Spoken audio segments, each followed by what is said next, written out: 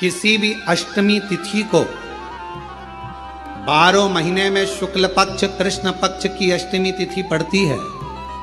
यदि किसी भी अष्टमी तिथि को अगर किसी ने नियम बनाया 5 अष्टमी का, 8 अष्टमी का, 7 अष्टमी का, एक कनेर का पुष्प शिवजी के शिवलिंग को समर्पित करना, अशोक सुंदरी के स्पर्श करना, और जो जलाधारी होती है, जैसे ये शिवलिंग है, ये जलाधारी है, तो पहले शिवलिंग पर स्पर्श, फिर अशोक सुंदरी का स्पर्श, फिर जलाधारी पर कनेर का पुष्प शिव जी की ओर मुख कर कर, अर्थात जैसे मानो ये कनेर का पुष्प है तो ऐसा शिवलिंग का स्पर्श करते हुए जलाधारी पर जो समर्पित करता है, भगवान शंकर उसके मन की कामना को पूर्ण जरूर करते हैं। एक कनेर का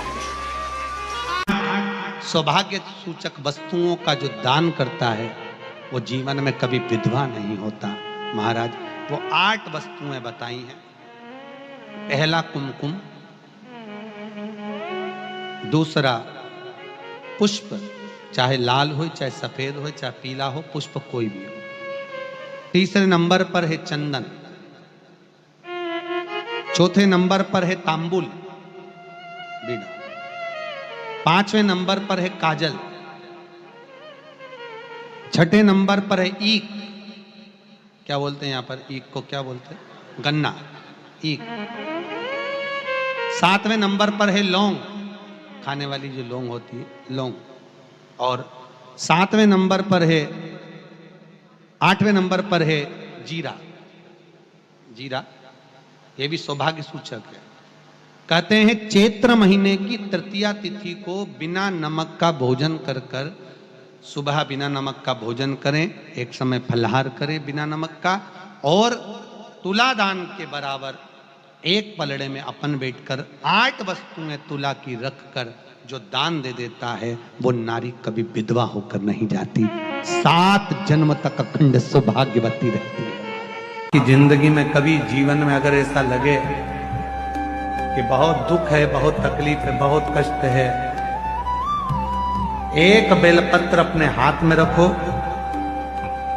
उल्टे हाथ में, सीधे हाथ से उस बेलपत्र पर अपना हाथ रखिए, नंदीश्वर महादेव का स्मरण करिए, 7 बार श्री शिवाय नमस्तुभ्यं कहिए, फिर उस बेलपत्र को सीधे हाथ में रहकर, जो नंदी शिवजी के मंदिर में है, दोनों सींग है, उस सींग के ठीक पीछे नंदी का उभरा हुआ भाग है, उस भाग पर नंदीश्वर शिवलिंग का स्मरण कर कर बेलपत्र को चढ़ा दो। इस कंडी का भाग पूंछ की ओर होना चाहिए, पत्ते का भाग मुख की ओर हो, और उस बेलपत्र को बाबा के चढ़ाकर कितना भी दुख हो जिंदगी में, कितना भी कष्ट हो, नंदीश्वर महादेव का जब स्मरण आप करने लगते हो तो धीरे धीरे वो दुख कटना प्रारंभ हो जाता है।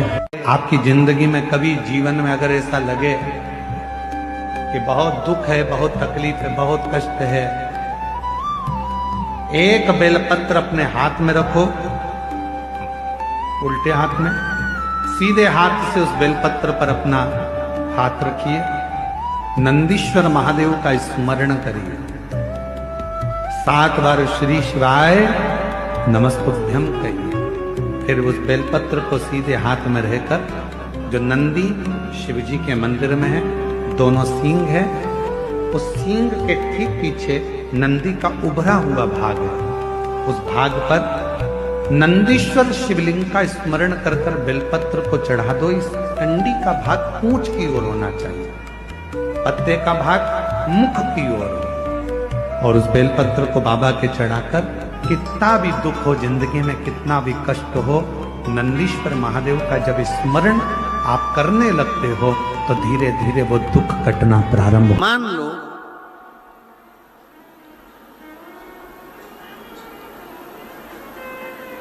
अगर 8 स्थान शरीर के अष्टवक्रेश्वर महादेव का वर्णन करते समय इस बात का स्मरण रहे, 8 स्थान शरीर के ऐसे हैं जहां का तकलीफ स्वयं अष्टवक्रेश्वर महादेव का 1 लोटा जल अपने नजदीक के शिवालय में चढ़ाकर भी अगर पी लोगे तो वो 8 जगह की तकलीफ अष्टवक्रेश्वर महादेव समाप्त करते जाते हैं। 8 स्थान। पहला नेत्र, ये भुकुटी के बीच का स्थान, भुकुटी के मध्य का स्थान। मान लो ये भुकुटियां दर्द करती हैं या मध्य में दर्द होता है, उसके लिए अष्टवक्रेश्वर महादेव का जल, मतलब अपने घर के पास जो भी शिवलिंग है वहां 1 लोटा जल अष्टवक्रेश्वर के महादेव के नाम से चढ़ाकर उसका पान, भुकुटी। दूसरा कंधा, पीठ।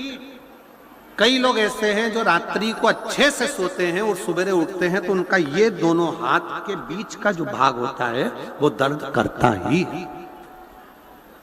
उस समय पर अष्टवक्रेश्वर महादेव का स्मरण, अष्टवक्रेश्वर महादेव का जल, उसका पान।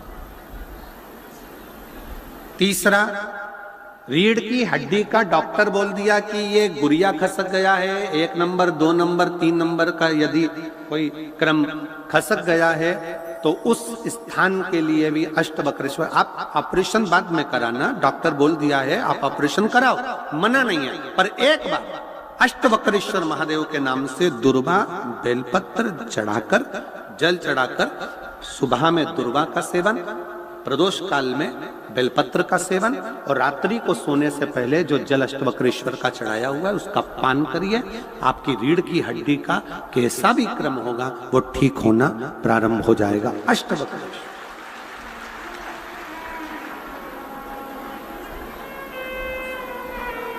अष्टवक्रेश्वर। चौथा स्थान बताया, अगर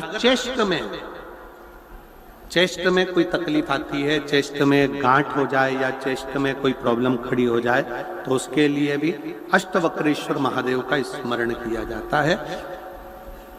2 छोटे छोटे पात्र में जल लिया जाता है, दोनों पात्र का जल एक साथ शिव पर छोड़ा जाता है। चेस्ट के लिए दोनों पात्र का जल छोड़ा जाता है और उस जल का पान नंदी के पास बैठकर किया जाता है अष्टवक्रेश्वर नाम से।